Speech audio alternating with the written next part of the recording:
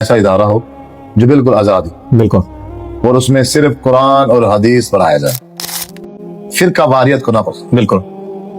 میں فرقہ واریت سے بہت زیادہ متنفر ہوں۔ تو میں یہ پوچھنا چاہتا ہوں کہ ایک بندہ خود جو پڑھا لکھا نہیں ہے، وہ کبھی ایک دن بھی مدرسے میں نہیں گیا، بعض تو ہمارے دیہاتوں میں ایسے ہیں جن کو اردو پڑھنی بھی نہیں آتی، تو ایسے لوگ کس طرح خود قرآن پڑھیں؟ آپ کا ادارہ بھی ہم نے ماشاءاللہ وزٹ کیا ہے، تو یہ ادارہ کب بنا، کب اس کی بنیاد آپ نے رکھی، اور کسی جماعت کے تحت تھا یہ ادارہ یا آپ نے خود ہی اس کو ابتدا کی ہے اس کی؟ اصل میں جب دبئی ٹیچنگ کرتا تھا، وہاں سے میں کورونا میں واپس آیا، پھر 6 سال ہو گئے اس ادارے کو۔ جو میرے پاس پیسے تھے میں نے وہ لگا کے ایک مکان خریدا 5 مرلے کا، اور اس کے بعد پھر میں نے یہاں کے 2-3 ساتھی ہیں ہمارے، ملک عبدالغفور صاحب ہیں، صحیح، فوجی غلام رسول حاجی صاحب ہیں، اللہ تعالیٰ ان دونوں بھائیوں کو جزائے خیر دے، آمین، انہوں نے تعاون کیا، انہوں نے ساتھ دیا، ہم نے پھر ایک اور مکان خریدا۔ صحیح۔ اب ہمارے پاس یعنی 2 گھر ہیں 5-5 مرلے کے، جیسے کہ آپ نے وزٹ کیا ہے، آپ نے دیکھا ہے۔ جی جی۔ ہم نے ان 2 گھروں کو کلاس روم بنا دیا۔ اب تعداد اتنی ہے کہ جگہ کم ہے۔ بالکل۔ پھر ہم نے اس کو وسیع کرنے کے لیے سامنے والا 11 مرلے کا پلاٹ جو ہم نے آپ کو دکھا وہ خریدا ہے، وہ تقریباً 50 لاکھ تک ہے۔ اب ہم نے لے لیا ہے، انتقال بیع ہو چکا ہے، وقف بھی ہو چکا ہے، صحیح، لیکن ہم نے ان کو پیسے نہیں دے سکے۔ اب وہ یہ ہے کہ وہ اپنے پلاٹ لے کر ادارے کے نام وقف کر دیا، کر دی، کسی شخص کے نام پہ وہ نہیں ہے۔ نہیں۔ اب مسئلہ یہ ہے کہ ہم پیسے ادا نہیں کر سکے اس کے۔ صحیح۔ اب وہ جو مالک ہیں پیسے زمین دینے والے، وہ بار بار ہمیں اصرار کریں گے بھئی آپ اتنا عرصہ ہو گیا آپ سے پیمنٹ نہیں ہو سکی، آپ برائے مہربانی ہمارے جو 11 مرلے کا پلاٹ ہے وہ واپس کریں۔ اب وہ کافی دنوں سے ہمیں پریشان کر رہے، تو ہمیں ان سے یہی کہہ رہے ہیں کہ انشاءاللہ اللہ تعالیٰ کوئی نہ کوئی ضرور سبب بنائے گا، آپ تھوڑا ہمیں مزید وقت دیں، انشاءاللہ اللہ تعالیٰ کوئی نہ کوئی ایسا بندہ ضرور پیدا کر دے گا، ہمارا ساتھ تعاون کرے گا۔ یقیناً اگر میں کسی مسلک کے ساتھ اگر اٹیچ ہوتا تو آج میرا ادارہ بن گیا ہوتا۔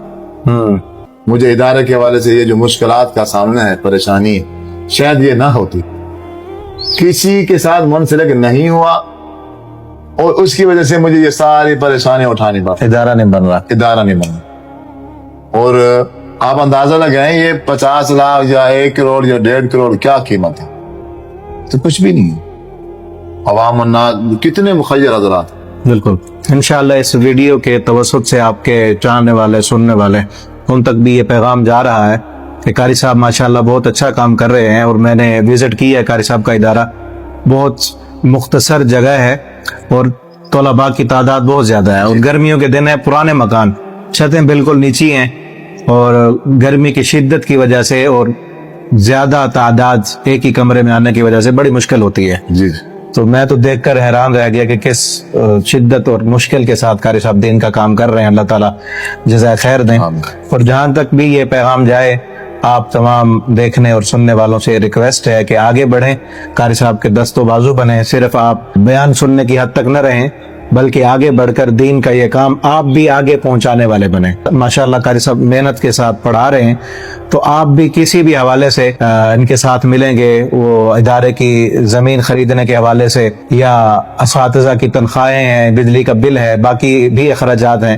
ان حوالے سے کوئی بھی آپ تعاون کریں گے تو انشاءاللہ آپ کا مکمل یہ جو ایک سسٹم ہے، تعلیم ہے، یہ آپ کے لیے صدقہ جاریہ بن جائے گا۔ اللہ تعالیٰ سب کو جزائے خیر دیں۔ اور مستقبل میں میری خواہش یہ ہے کہ میں چاہتا ہوں کہ ایک ایسا ادارہ ہو جو بالکل آزاد ہو، بالکل، اور اس میں صرف قرآن اور حدیث پڑھایا جائے، فرقہ واریت کو نہ پسند۔ بالکل۔ میں فرقہ واریت سے بہت زیادہ متنفر ہوں۔ قرآن مجید کی آیت بھی یہی ہے کہ اللہ تعالیٰ فرماتے ہیں وَلَا تَفَرَّقُوا، فرقہ نہ بناؤ۔ تو مجھے یہ فرقوں والی بات سے بڑی نفرت ہے۔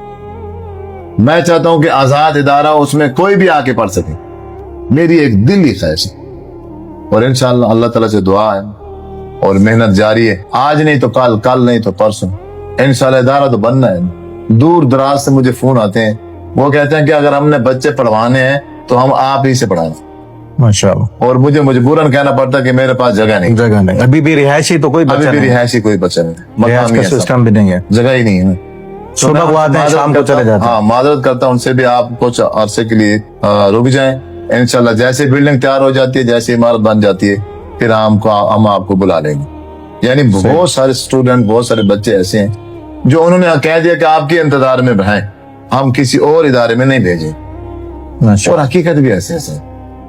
अगर आप जिस मर्जी इदारे में भेजोगे ना, वहां से बच्चा जब पढ़ के आएगा वो वही बन के आएगा जो वो इदारे वाले हैं। ये तो कन्फर्म बात। मुझे ये बात समझ नहीं आ रही कि आपका इदारा है, आप भी बुखारी पढ़ा रहे हो, मैं भी बुखारी पढ़ा रहा हूँ, दूसरे भाई बुखारी पढ़ा, सारे बुखारी पढ़ के आलिम बन रहे हैं, बुखारी एक है और मौलवी मुख्तलिफ पैदा हो रहे हैं। ये दिमाग से बाहर है, समझ नहीं आ रहा। कुरान मजीद आप भी वही तफसीर पढ़ा रहे, तर्जुमे पढ़ा रहे, यकीनन आप भी कुरान पढ़ा रहे, हम भी कुरान पढ़ा रहे, वो दूसरे भाई तीसरे चौथे पांच, लेकिन जो मौलवी तैयार होता है वो मुख्तलिफ। कुरान एक है, हदीस एक है, और बंदे तैयार हो रहे हैं वो अलग अलग हो रहे हैं। क्यों? उन्हें कोई तरबियत की जाती है। बाज इदारे तो ऐसे हैं, उन इदारों में ये तरबियत की जाती है कि आपने हदीस का रद्द कैसे करना है। अगर कोई हदीस आ जाए आपके मसलक और फिरके के खिलाफ, आप उसका तोड़ ढूंढ के उसको तलाश करके उस बच्चे को तैयार करते हैं, सिखाते हैं। यानी हदीस कम पढ़ाई जाती है और उस हदीस का तोड़ करना ज्यादा पढ़ाया जाता है। इनकार कैसे करना? मसलक का दिफा करने के लिए, अपने फिरके को आगे कुछ ऐसे नलायक पैदा हो गए अब तो कि वो कहते हैं कि कुरान काफी है और हदीस की जरूरत ही नहीं है। बगैर हदीस के तुम कुरान कैसे समझोगे? बिल्कुल, कहते तो वो भी यही है कि हम कुरान और हदीस पढ़ा रहे हैं। वो कहने को तो सब ऐसे कहते हैं। हमारी ख्वाहिश है इंशाअल्लाह हम कुरान और हदीस, बस पहले दिन से हमारी दावत यही है, और पहले दिन से हम अपने स्टूडेंट, अपने बच्चों और बच्चियों को पैगाम भी यही देते हैं कि तुम अगर अहले सुन्नत वाले हो तो तुम्हारा इदारा है ये, तुम अहले देवबंद हो तो ये तुम्हारा इदारा है, सही, तुम अहले हदीस हो ये तुम्हारा इदारा है, इन सब मुसलमानों का, ये तमाम का इदारा है। यहाँ कोई भी आके पढ़ सकता है, ये किसी एक के नाम पे मुंसलिक नहीं। कारी साहब, आगे हम ये पूछना चाहेंगे आपसे कि जिस तरह आप माशाल्लाह बड़े जोर के साथ इस बात पर लोगों को मोटिवेट करते हैं कि कुरान पढ़ो, खुद पढ़ो, डायरेक्ट पढ़ो, तो मैं ये पूछना चाहता हूँ कि एक बंदा खुद जो पढ़ा लिखा नहीं है, वो कभी एक दिन भी मदरसे में नहीं गया, बाज तो हमारे देहातों में ऐसे हैं जिनको उर्दू पढ़नी भी नहीं आती, तो ऐसे लोग किस तरह खुद कुरान पढ़ेंगे? या उर्दू पढ़नी आ जाती है तो वो कैसे कुरान को खुद से समझेंगे? ये कोई मुश्किल नहीं है सर। आप उर्दू जानते हैं, मुकम्मल कुरान मजीद मुतरजम उर्दू में मौजूद है, नंबर 1, सही। उसमें फिर जो आयात मुश्किल है उनकी तफासीर लिखी हुई है। उलमा ने हर आयत के ताक वो सब कुछ लिखा हुआ है, कहाँ नाजिल हुई है, इसका शान नज़ूल क्या है, अच्छा यह वाक़या क्या हुआ था, पीछे क्या मसला है, आगे क्या मसला है, और ये किसके साथ अटैच है, हर चीज वादे कर दी हुई। अच्छा फिर कौन सी बात है जो समझ नहीं आएगी? ये सिर्फ चक्कर देते हैं। ये कहते हैं कि अगर ये खुद से कुरान मजीद पढ़ने लग गए, अगर ये खुद से हदीस रसूल पढ़ने लग गए तो फिर ये तो हमसे तो भाग जाएंगे, हमारे सारे नकायस और उयूब जो है वो जाहिर हो जाएंगे। हमें किसी के नकायस और उयूब को जाहिर करने के लिए नहीं पढ़ना चाहिए, हमने तो पढ़ना ना हिदायत के।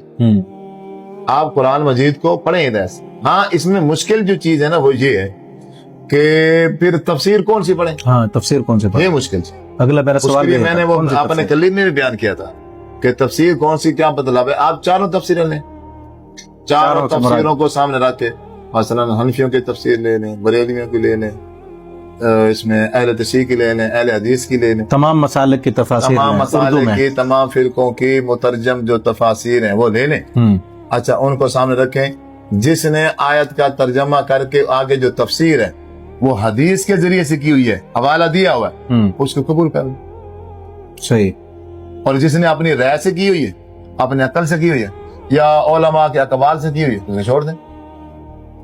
आसान, कोई मुश्किल तो नहीं। ये वैसे तो आसान है, आप ऐसा करेंगे, लेकिन जो पढ़ा हुआ नहीं है ना बंदा, उसके लिए बड़ा मुश्किल ऐसा काम है। करेंगे, तीसरे चौथे दिन आपको पता चल जाएगा ये तफसीर है, ये ठीक है, ये तफसीर ठीक है, बाकियों को छोड़ के उसी को पढ़, उसी को फिर मुताला शुरू। लेकिन अगर कोई आपका देखने वाला जो आपके बयानात सुनते हैं वो भाई ये पूछना चाहे कि आपकी नजर में कौन सी तफसीर जो है वो मोतबर है? पाकिस्तान में जो मुहैया है वो आसनुल बयान, मैं दूसरी पढ़ता हूँ। शाहफाद वाली एक तफ्सीर है, मकतबा سعودیہ کے سعودیہ حافظ صلاح الدین یوسف صاحب رحمۃ اللہ علیہ۔ بالکل، جو عمرے پر جاتے ہیں تو وہاں ان کو دیتے ہیں، وہاں ملتے ہیں۔ میں بھی گیا تھا، میں بھی وہاں سے لے کے آیا اور میرے پاس وہی ہے، اور وہ سب سے بیسٹ۔ صحیح، آپ پڑھیں وہ یہاں سے تو نہیں ملتے۔ مجھے کل ایک ساتھی ملا ہے، فوجی ہے، صحیح، اس نے کہا جی وہ سعودیہ والی تفسیر میں نے پڑھی ہے اور میرے رونگٹے کھڑے ہو گئے۔ اچھا، اور بھی میں نے کافی تفاسیر پڑھی تھی، لیکن جب میں نے وہ پڑھی ہے نا، جتنی وہ آسان ہے سمجھنے میں، اور اس کا جو ترجمہ ہے، اس کی جو تفسیر ہے، مجھے ایک ایک لفظ سمجھا۔ میں 2 بار وہ کہتا میں پڑھ چکا۔ میرے خیال میں وہ جو سعودیہ والی تفسیر ہے نا، وہ کسی مسلک کی ترجمانی میں نہیں ہے، نہیں، حدیث کے ذریعے سے، خالصتاً جی حدیث کے ذریعے سے تفسیر کی گئی ہے، حدیث کے اور نہ ہی اس تفسیر پر کسی مسلک اور کسی جماعت کا نام لکھا ہے۔ جی بالکل ایسے۔